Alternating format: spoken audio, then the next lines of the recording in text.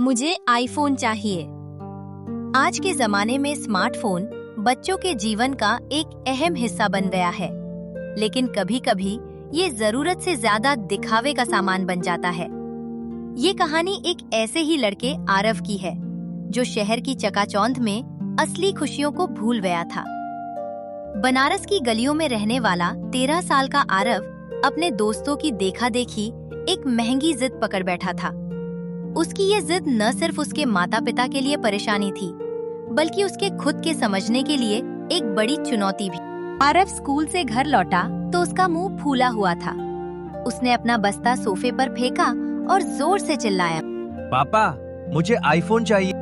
रघुवीर जी, जो एक साधारण सरकारी दफ्तर में क्लर्क थे, ने अखबार से नजर हटाई और चश्मा ठीक करते हुए बोले, बेटा, अभी पिछले साल ही तो तुम्हें नया फोन दिलाया था, वो बिल्कुल ठीक चल रहा है। वो डब्बा फोन है पापा। आरव ने पैर पटकते हुए कहा। आज स्कूल में रोहन नया आईफोन लाया था। सब उसके पीछे घूम रहे थे। उस फोन में इतना अच्छा कैमरा है, इतने भारी गेम्स चलते हैं। मेरा फोन तो दोस्तों के सामने निकालने में भी शर्म आती है। अगर आपने मुझे वो फोन नहीं दिलाया तो मैं खाना नहीं खाऊंगा। बच्चों की जिद्दी आदतें अक्सर माता-पिता को धर्म संकट में डाल देती हैं। रघुवीर जी जानते थे कि उनकी आर्थिक स्थिति ऐसी नहीं है कि वे एक फोन पर लाखों रुपए खर्च करें, वो भी सिर्फ एक बच्चे के खेलने के लिए। लेकिन वे आरव को डांट कर नहीं, बल्कि तर्क यानी कि लॉजिक से समझाना चाहते थे। रात को खाने की मेज पर सन्नाटा था। आरव अपनी थाली को घूर रहा था।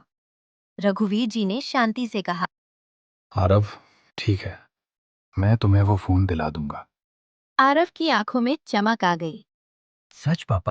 हाँ, लेकिन एक शर्त है, तुम्हें उस फोन की कीमत का सिर्फ 10% हिस्सा अपनी मेहनत से कमाना होगा, बाकी 90% मैं दूंगा। उस फोन की कीमत 1 लाख रुपए है, यानी तुम्हें 10,000 रुपए जमा करने होंगे। आरव को लगा ये तो बहुत आसान है। उसने सोचा, मैं दादाजी से मांग लूंगा या पॉकेट मनी बचा लूंगा। रघुवीर जी ने उसके मन की बात पढ़ ली। और सुन लो, ये पैसा किसी से मांगना नहीं है, ना ही पॉकेट मनी का होगा। तुम्हें अपनी स्किल का इस्तेमाल करके घर के बाहर की दुनिया में काम करके ये पैसा कमाना होगा। तुम्हारे पास 2 महीने हैं। ये प्रेरणादायक कहानी अब एक दिलचस्प मोड़ लेने वाली थी। आरव ने चुनौती स्वीकार कर ली। उसे लगा कि वो आसानी से ये कर लेगा। अगले दिन रविवार था। आरव बड़े जोश में निकला। वो पास की एक किराने की दुकान पर गया और अंकल से बोला, अंकल, क्या मैं आपकी दुकान पर कुछ मदद कर सकता हूँ? मुझे पैसे चाहिए। दुकानदार ने हंसते हुए कहा, बेटा, तुम अभी छोटे हो। हिसाब किताब में गलती कर दोगे तो मेरा नुकसान हो जाएगा। आरव निराश होकर दूसरी जगह गया। एक कार धोने वाले के पास गया। उसने सोचा, कार धोना तो आसान है। लेकिन जब उसने एक कार धोई तो उसके कपड़े गीले हो गए। हाथों में सर्फ से जलन होने लगी और कमर दुखने लगी। कार वाले ने उसे काम के बदले सिर्फ 50 रुपए दिए। आरव ने हिसाब लगाया।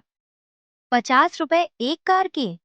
10,000 रुपए कमाने के लिए मुझे 200 कारें धोनी पड़ेंगी। ये सोचकर ही उसका सिर चकरा गया। उसे पहली बार एहसास हुआ कि एसी कमरे में बैठकर जिस पैसे को वो मामूली समझता था, उसे कमाने में कितना पसीना बहता है। एक हफ्ता बीत गया। आरव सिर्फ 300 रुपए ही कमा पाया था। वो निराश होकर अपने कमरे में बैठा था। तभी उसकी नजर अपनी पुरानी ड्राइंग बुक पर पड़ी। आरव चित्रकारी में बहुत अच्छा था, लेकिन मोबाइल गेम्स के चक्कर में उसने पेंटिंग छोड़ दी थी। उसने सोचा, क्यों ना मैं कुछ पेंटिंग्स बनाकर बेचूं? उसने मेहनत और लगन से काम शुरू किया। उसने दिवाली के लिए हाथ से बने सुंदर ग्रीटिंग कार्ड्स और दिए सजाने का काम शुरू किया। वो अपनी सोसाइटी में गया और लोगों को अपने बनाए सैंपल दिखाए। लोगों को उसका काम पसंद आया। किसी ने 100 रुपए दिए, किसी ने 200। दिन रात मेहनत करके, स्कूल के बाद और छुट्टियों में काम करके उसने 1.5 महीने में किसी तरह 8,000 रुपए जमा कर लिए। उसकी उंगलियों में रंग लग गए थे, नींद कम हो गई थी, लेकिन उसके चेहरे पर एक अलग ही संतोष था। उसने सीखा कि पैसा मांगना आसान है, लेकिन कमाना बहुत मुश्किल। 2 महीने पूरे होने वाले थे। आरव के पास अब 9,500 रुपए थे, सिर्फ 500 रुपए कम। रघुवीर जी ने पूछा, बेटा क्या हुआ, आईफोन का सपना पूरा होने वाला है? आरव ने अपनी गुल्लक की तरफ देखा।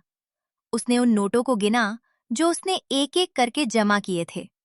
उसे याद आया कि कैसे उसने शर्मा आंटी के लिए भारी सामान उठाया था, कैसे देर रात तक दिए पेंट किए थे। आरव ने पिता की ओर देखा और कहा, पापा, क्या उस फोन में ऐसा कोई फीचर है जो मुझे एक बेहतर इंसान बना सके या मेरे पेंटिंग के हुनर को बिना मेहनत के सुधार सके? पिताजी मुस्कुराए। नहीं बेटा, फोन सिर्फ एक टूल है, हुनर तुम्हारे हाथों में है। आरव ने एक गहरी सांस ली। उसने कहा, पापा, मुझे अब वो आईफोन नहीं चाहिए। रघुवीर जी चौंक गए। क्यों? तुमने इतनी मेहनत की है। आरव बोला, पापा, मैंने इन 2 महीनों में समझा कि 10,000 रुपए कमाने में कितनी मेहनत लगती है। अगर मैं 1,00,000 रुपए उस फोन पर खर्च कर दूं, जो 2 साल बाद पुराना हो जाएगा, तो ये मेरी और आपकी मेहनत की तौहीन होगी। मैं अपने कमाए पैसों से एक अच्छी आर्ट किट और एक टैबलेट लूंगा, जिससे मैं अपनी पेंटिंग को डिजिटल बनाना सीख सकूं। वो मेरे करियर में काम आएगा। मेरा पुराना फोन बात करने के लिए काफी है। रघुवीर जी की आंखों में गर्व के आंसू थे। उनका बेटा अब बड़ा हो गया था। उसे समझ आ गया था कि कीमत और महत्व में क्या अंतर है। साहस सिर्फ दुश्मनों से लड़ने में नहीं, बल्कि अपने मन के लालच से लड़ने में भी होता है। अगले दिन आरव स्कूल गया। रोहन अपने फोन का दिखावा कर रहा था। आरव मुस्कुराया और अपनी स्केचबुक निकालकर एक शानदार चित्र बनाने लगा। सारे बच्चे फोन छोड़कर आरव की पेंटिंग देखने जमा हो गए। आरव को समझ आ गया था कि असली स्मार्ट उसका फोन नहीं, बल्कि उसका दिमाग और हुनर होना चाहिए।